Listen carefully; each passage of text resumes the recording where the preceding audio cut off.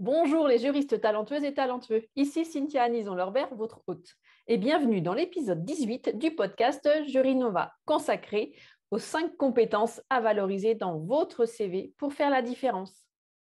Lors de l'atelier carrière dédié aux pistes pour évoluer en entreprise pour les juristes, que j'ai animé vendredi 10 juin dernier et mercredi 25 mai pour la FJE, la question suivante m'a été posée. Comment valoriser mes compétences dans mon CV ? Cette question est revenue régulièrement de la part des juristes, des responsables juridiques et des directrices-directeurs juridiques présents. Chers juristes talentueuses et juristes talentueux, votre CV est votre outil de communication qui va vous permettre de mettre en valeur vos compétences clés qui vont répondre aux besoins de l'entreprise ou du service qui cherche à recruter. C'est un moyen de vous différencier. Comment ? En vous valorisant. Vous devez donc valoriser votre parcours, vos expériences, vos acquis, vos réalisations, vos réussites, vos compétences dans votre CV. Et souvent, vous vous demandez comment valoriser vos expériences sur votre CV. Comment identifier ce qui est valorisant dans votre parcours, dans vos expériences, dans vos missions ? Est-ce que vous vous le demandez ? Souvent, vous vous le demandez. Et une erreur fréquente qui est commise est une erreur de pensée largement répandue et que j'ai longtemps faite moi-même avant d'ouvrir les yeux et d'observer autour de moi la réalité. Voici cette erreur de pensée. Souvent, que vous soyez juriste, responsable juridique, directrice juridique, directeur juridique, vous m'indiquez que ce n'est pas très valorisant telle ou telle compétence, puisque vous pensez que toutes les personnes qui occupent cette fonction de juriste, de responsable juridique, de directrice, directeur juridique doivent maîtriser et mettre en avant cette compétence, que cette compétence est commune à toutes les personnes qui occupent la même fonction que vous, avec le même titre. Pourquoi cela ferait la différence ? C'est une question que vous me posez régulièrement. C'est une remarque que vous me faites régulièrement quand on commence à dresser toute la liste de vos compétences pour pouvoir compléter le CV, les profils LinkedIn et préparer vos entretiens. Est-ce que vous vous reconnaissez ? Ce n'est pas le cas en pratique. Cette pensée est vraiment une erreur. Toutes les personnes avec le même intitulé de poste que le vôtre n'ont pas des compétences identiques aux vôtres. Un intitulé de poste, donc juriste, responsable juridique, directrice ou directeur juridique, n'est pas une fiche de poste identique d'une entreprise à l'autre et d'un service à l'autre. Prenons l'exemple du management. La perception très répandue du responsable juridique ou de la directrice-directeur juridique est qu'il manage selon les 3 axes du management que je vous rappelle ici, le management de personnes d'un côté, le management de projet de l'autre, et enfin le management budgétaire et financier. Contrairement à l'idée reçue, à la pensée récurrente, pensée commune que l'on pense que tout le monde a, de nombreux juristes qui occupent la fonction de responsable juridique, de directrice ou directeur juridique n'ont pas ces 3 dimensions du management. Ils n'ont pas nécessairement le management de personnes, le management de projet ou le management budgétaire ou financier. Prenons l'exemple du juriste unique dans une entreprise. Il n'aura pas nécessairement de management direct sur une personne ou plusieurs personnes. Il est juriste unique. Il aura peut-être du management transverse ou fonctionnel ou du management de projet également ou du management budgétaire. Notamment s'il fait appel à des cabinets de conseil externes, il va avoir du management transverse, du management fonctionnel sur les avocats auxquels il va faire appel. Le management budgétaire ou financier n'est pas non plus très répandu. Beaucoup de managers ne gèrent aucun budget financier. Donc, si vous êtes en charge de budget ou de management fonctionnel ou hiérarchique, indiquez-le et chiffrez vos données avec le montant annuel du budget géré, le pourcentage d'évolution annuelle sur les dernières années, le nombre de personnes managées, leur titre s'il existe des échelons ou des expertises différentes. Idem pour les responsables juridiques ou directrices, directeurs juridiques qui ne se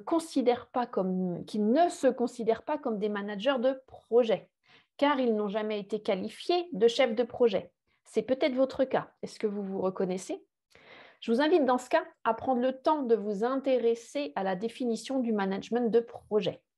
Puis, allez analyser votre pratique quotidienne, votre pratique hebdomadaire, votre pratique mensuelle, votre pratique semestrielle et annuelle. Dans vos dossiers, dans votre mode d'organisation, dans votre manière de planifier votre année ou votre semestre. Notez-vous toutes les interactions que vous avez, toutes les planifications que vous mettez en œuvre, tous les suivis que vous mettez en œuvre, toute l'organisation autour de points, de réunions, de feedback, etc., que vous mettez en place, tous les outils que vous développez également pour les suivis de dossiers, de missions, de projets. Intéressez-vous également à la fixation des objectifs et des échéances que vous mettez en œuvre pour vos équipes. Et à ce moment-là, je vous invite à définir si toutes ces actions que vous menez rentrent bien ou non dans la définition de management de projet, donc manager de projet. Okay, peu importe que l'on vous ait qualifié ou non de chef de projet ou de manager de projet. À partir du moment où vous considérez que vous remplissez les différentes fonctions d'un chef de projet, c'est que vous faites du management de projet. Okay, donc, regardez bien la constitution de vos dossiers, leur planification stratégique, leur planification en termes d'objectifs et d'échéances, comment vous fonctionnez. Okay, que ce soit sur des dossiers en interne pour organiser vos services, que ce soit sur des dossiers techniques avec des clients, des fournisseurs, que ce soit sur des dossiers avec des conseils externes avec lesquels vous interagissez régulièrement et que vous drivez. Interrogez-vous sur le fait de savoir si c'est du management de projet, si à cela se mêle du management transverse ou fonctionnel, et est-ce que vous êtes en charge des budgets sur ces différentes missions, sur différents dossiers, ces différents projets. Okay, parce que dans ce cas-là, vous pouvez recouvrir les 3 aspects du management. Okay, le management de personnes, le management de projet et le management budgétaire et financier. Qu'en pensez-vous? Est-ce que cela vous parle? Est-ce que vous vous reconnaissez? N'hésitez pas surtout à me laisser un commentaire, soit sur la plateforme d'écoute, soit sur LinkedIn. Vous pouvez m'écrire en messagerie privée sur LinkedIn, soit vous pouvez m'écrire également en messagerie privée sur Instagram. Sinon, je vous invite à me faire un mail à bienvenue@jurinova.fr. OK? Merci. Alors, je vous propose une méthodologie maintenant qui a pour objectif d'identifier vos compétences acquises tout au long de votre vie professionnelle et extra-professionnelle. Les objectifs sont les suivants. Obtenir une image objective de vos points forts que vous allez pouvoir mettre en avant et valoriser. Vous réapproprier vos compétences parce que parfois, vous n'avez même plus conscience que vous avez certaines de ces compétences. Prendre de la hauteur par rapport à votre activité professionnelle. Valorisez vos 5 types de compétences de votre cœur de métier, toutes vos compétences transverses et vos différentes qualités. Rédigez plus facilement vos outils de communication. Donc ici, on vise le CV, mais ça va vous aider pour votre lettre de motivation, votre profil LinkedIn, votre pitch et toute votre préparation aux entretiens. Également, votre négociation salariale. Vous préparez comme cela vos entretiens de recrutement. C'est déjà une phase de préparation aux entretiens de recrutement. En effet, cette méthodologie vous servira à différentes étapes. Et c'est cette même méthodologie qu'on applique de manière très poussée pendant l'accompagnement mobilité. D'accord ? On identifie bien votre 5 catégories de compétences. Donc, ici, dans cette méthode, il s'agit d'identifier vos 5 catégories de compétences. Quelles sont-elles? Vos legal skills ou hard skills. Ce sont vos expertises juridiques. Deuxièmement, vos business skills, vos compétences en affaires. Troisièmement, vos digital skills, vos compétences en legal tech. Quatrièmement, vos soft skills, toutes vos qualités personnelles. Et cinquièmement, vos career skills, vos compétences à gérer votre carrière et à anticiper.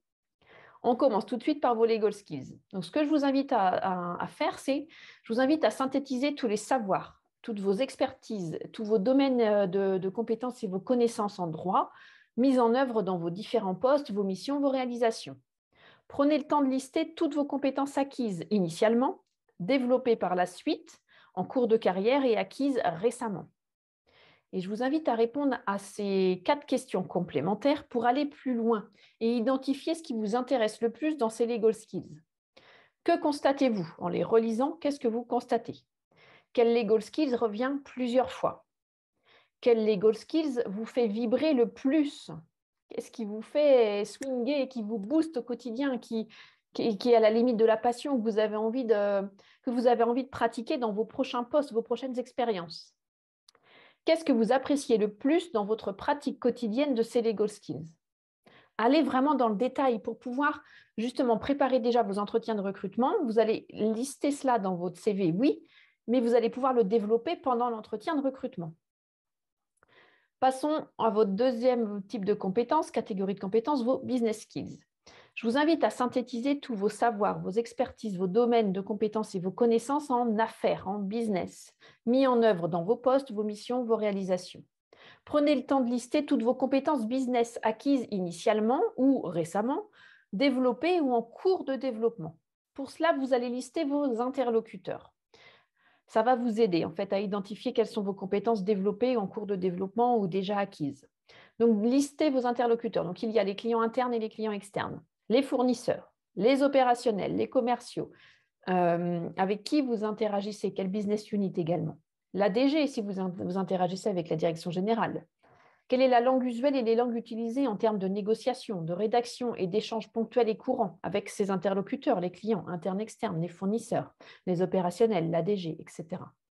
Vos déplacements et voyages en France et à l'étranger, est-ce que vous en faites? Les zones géographiques qui relèvent de votre périmètre, avec quel type de culture vous savez entrer en business, négocier des affaires, c'est-à-dire que vous maîtrisez les subtilités de la négociation en affaires de ces cultures. OK ? Et pour aller encore un cran plus loin, je vous invite à répondre à 4 questions complémentaires pour aller plus loin et pour identifier ce qui vous intéresse le plus, que vous allez mettre en avant, puisque c'est ce que vous allez rechercher dans votre prochain poste, votre prochaine expérience professionnelle, votre prochaine étape de carrière. Donc, à la relecture de vos business skills, que constatez-vous? Est-ce qu'il y a un constat qui saute aux yeux? Quel business skills revient plusieurs fois? Troisièmement, quel business skills vous fait le plus vibrer? Qu'est-ce qui vous booste dans tout ça? Qu'est-ce qui vous donne du dynamisme? Qu'est-ce qui vous fait swinger au quotidien quand vous l'appliquez? Qu'est-ce que vous appréciez le plus dans votre pratique quotidienne? OK? Donc, on a vu les legal skills et les business skills. Maintenant, on va passer aux digital skills. Je vous invite donc à synthétiser tous vos savoirs, vos expertises, vos domaines de compétences et vos connaissances en digitalisation, en legal tech si vous préférez, que vous avez mis en œuvre dans vos postes, dans vos missions, dans vos différentes réalisations, que ce soit récent ou un peu plus lointain. Prenez le temps de lister toutes vos compétences en legal tech, acquises initialement ou récemment. OK ? Peu importe que ce soit un peu plus lointain ou récent. Que ce soit des compétences en legal tech déjà développées ou en cours de développement, puisque c'est l'actualité du moment, donc ça peut être également en cours de développement. Pour cela, je vous invite à lister les outils que vous utilisez au quotidien, les outils de legal tech, les outils pour lesquels vous avez été sollicité aussi. Peut-être que vous avez été appelé pour un audit d'outils, vous avez été sollicité pour donner votre avis, est-ce que ça va répondre ou non aux besoins, etc. Peut-être que vous avez été également sollicité pour participer à l'élaboration d'un cahier des charges pour développer un outil en interne. Okay ? Donc, mettez-le en avant, développez-le, listez-le, d'accord ?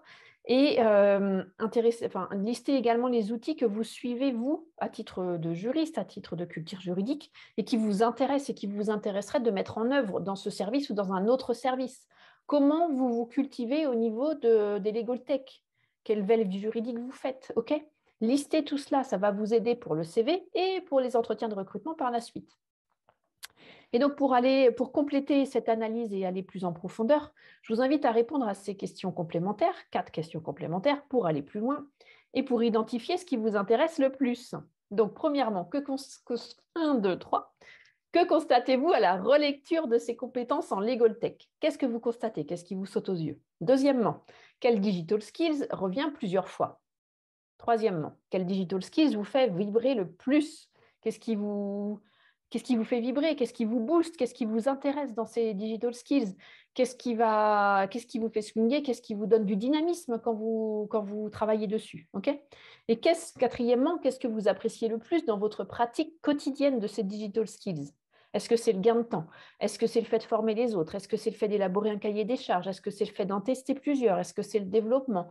Est-ce que c'est vraiment l'utilisation quotidienne avec le gain de temps que ça représente et donc la libération de temps pour se former, pour interagir avec les clients, les fournisseurs, les opérationnels, votre équipe, etc.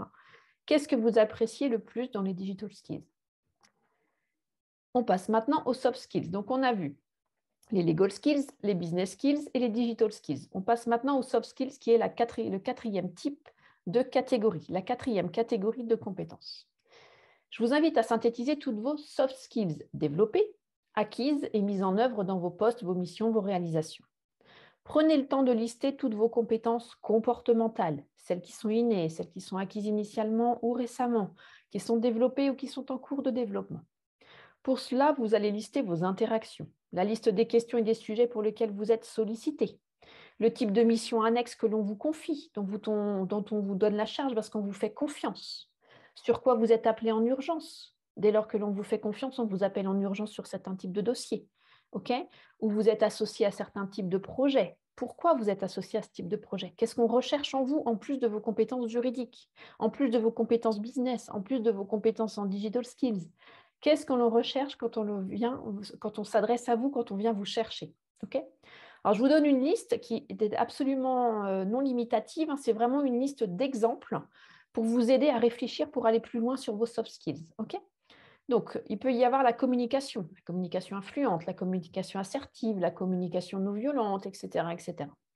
La gestion des conflits, le management, l'organisation, la planification stratégique, la cohésion d'équipe, la capacité à négocier, la capacité à éviter le conflit quand les négociations sont musclées, la capacité à rassurer, la capacité à écouter, la capacité à reformuler pour être sûr d'avoir compris, la capacité à comprendre le besoin de l'autre, la capacité à communiquer de manière pédagogue ou adaptée à l'interlocuteur, notamment par le legal design, la capacité à se positionner face aux interlocuteurs en fonction de votre propre titre. Si vous êtes juriste, responsable juridique, directrice ou directeur juridique, votre capacité à vous positionner face à vos interlocuteurs en fonction du poste occupé également. Votre capacité à développer une intelligence émotionnelle, votre capacité à développer une intelligence situationnelle, notamment au niveau des jeux de pouvoir, votre capacité à développer une intelligence relationnelle pour gérer les feedbacks, les sources de conflits, les situations difficiles, les situations de changement, comment l'aider, comment donner envie, comment motiver les équipes, une capacité à manager, une capacité à leader, une capacité à convaincre, une capacité à persuader, une capacité à influencer, une capacité à décider, la capacité à donner des feedbacks constructifs, toujours vers la valorisation de la personne. Okay. Donc, qu'est-ce que vous avez comme soft skills qui vous sautent aux yeux? Okay. Et je vous invite, pour aller plus loin, à répondre à 4 questions complémentaires, comme précédemment, pour identifier ce qui vous intéresse le plus. Donc, quand vous relisez toutes vos soft skills, que constatez-vous premièrement? Que constatez-vous à la relecture de ces soft skills? Deuxièmement, quels soft skills reviennent plusieurs fois? Troisièmement, quel soft skills vous fait le plus vibrer, vous booste le plus, vous plaît le plus, vous donne du dynamisme? Qu'est-ce que vous aimez le plus pratiquer? Qu'est-ce qui ne vous demande aucun effort? C'est inné pour vous, c'est un talent inné dont vous ne soupçonnez même plus l'existence en fait. Pour vous, c'est inné, c'est naturel, alors que chez d'autres personnes autour de vous, ce n'est pas naturel. Si vous observez les autres managers autour de vous, a priori, ce n'est pas forcément naturel. Qu'est-ce que vous appréciez le plus dans votre pratique quotidienne de vos soft skills? Qu'est-ce qui vous booste le plus? Qu'est-ce qui vous donne le plus de dynamisme? Qu'est-ce qui vous satisfait le plus? Cinquièmement, nous allons voir la 5e catégorie de compétences qui est vos career skills. Okay. Je vous invite à synthétiser toutes vos career skills développées, acquises et mises en œuvre dans vos postes, vos missions, vos réalisations. Ces compétences à gérer votre propre carrière. Career skills, ce sont vos compétences à gérer votre carrière, à planifier cette carrière, à la faire évoluer, bouger. Est à rapprocher de la définition de l'employabilité, qui est un terme employé par l'OIT, l'Organisation internationale du travail. Okay. Quelle est la définition pour l'Organisation internationale du travail de l'employabilité? L'employabilité est pour l'OIT l'aptitude de chacun à trouver et conserver un emploi, à progresser au travail et à s'adapter aux changements tout au long de sa vie professionnelle. Selon le ministère du Travail en France, l'employabilité dépend des connaissances, des qualifications et des comportements que l'on a, de la façon dont on s'en sert et dont on les présente à l'employeur. Selon le dictionnaire maintenant, l'employabilité est définie comme la capacité individuelle à acquérir et à maintenir les compétences nécessaires pour trouver ou conserver un emploi et s'adapter à de nouvelles formes de travail. Votre employabilité, en synthèse par Jurinova, en toute humilité, repose donc sur vos compétences à entretenir et développer votre faculté et votre volonté de vous adapter aux changements. L'employabilité est aussi corrélée au fait de savoir communiquer, se présenter pour convaincre le recruteur, le supérieur hiérarchique ou tous les autres interlocuteurs. Si vous écoutez ce podcast, donc le podcast Jurinova, l'épisode 18, c'est que vous vous intéressez déjà à la gestion de votre carrière. Donc, vous avez déjà développé une forme de career skills. Okay. Si vous vous auto-formez ou si vous êtes formé régulièrement par votre employeur, c'est une autre compétence que vous pouvez mettre en avant. Okay. Par exemple, si vous avez développé des compétences sur RGPD ou sur la loi Sapin 2, parce que vous avez été interrogé au cours des différents dossiers que vous avez gérés dernièrement, vous vous êtes auto-formé, même si vous n'avez pas reçu une formation officielle, je dirais, sur ce type de sujet. Vous êtes en auto-formation. Donc, vous faites évoluer votre carrière et votre employabilité. Vous restez à jour. D'accord? Donc, si vous mettez à jour votre CV, votre profil LinkedIn également, vous développez vos career skills. À partir du moment où vous savez refaire des CV, utilisez LinkedIn avec le profil, utilisez les nouveaux modes de recrutement par les cabinets de recrutement qui font du sourcing en direct maintenant, c'est-à-dire que vous développez vos career skills. D'accord? Si vous utilisez également la digitalisation, etc., vers les nouveaux métiers, vous vous intéressez un petit peu aux nouveaux métiers, au contract management, au legal design, à la traduction, etc., eh ben, vous avez toujours vos œillères d'ouvert, je dirais, pour repérer qu'est-ce qui serait susceptible de vous intéresser ou sur quoi vous devriez vous former pour continuer à être à jour sur vos compétences, pour pouvoir continuer à évoluer vers d'autres pistes de juriste ou non, ou de postes connexes. D'accord? Et si vous envisagez la prise d'une nouvelle mission, l'acquisition d'une nouvelle expertise, la prise d'un nouveau poste, une mobilité horizontale ou verticale, ou une mobilité interne ou externe, c'est que vous gérez également votre carrière. Vous planifiez, vous avez une vision à moyen et long terme de votre carrière, de ce que vous avez envie de faire. Si vous savez que vous voulez devenir manager, ce qui est le cas d'une de mes coachées en ce moment, elle sait qu'elle veut devenir manager, mais elle sait d'abord qu'elle doit monter en puissance sur certaines expertises. D'accord? Donc, elle est en train de monter en puissance pour les 3 prochaines années sur différentes expertises. Elle s'est dressé un plan de carrière. Et à 3 ans, elle a déjà préparé le fait de postuler soit en interne, soit en externe en fonction des opportunités qui se trouveront sur son chemin pour acquérir des compétences en management, pour prendre un poste de manager. D'accord? Donc, elle a déjà sa vision à moyen et long terme. Donc, je vous invite à répondre à ces 4 questions complémentaires, comme tout à l'heure, pour aller plus loin et identifier ce qui vous intéresse le plus dans vos career skills. Que constatez-vous en relisant vos career skills? D'accord? Premièrement, que constatez-vous en les relisant? Deuxièmement, quels career skills reviennent plusieurs fois? Troisièmement, quels career skills vous faites le plus vibrer? Quels career skills vous passionnent le plus, vous boostent le plus, vous intéressent le plus, vous donnent du dynamisme, de l'élan, de l'envie d'y aller?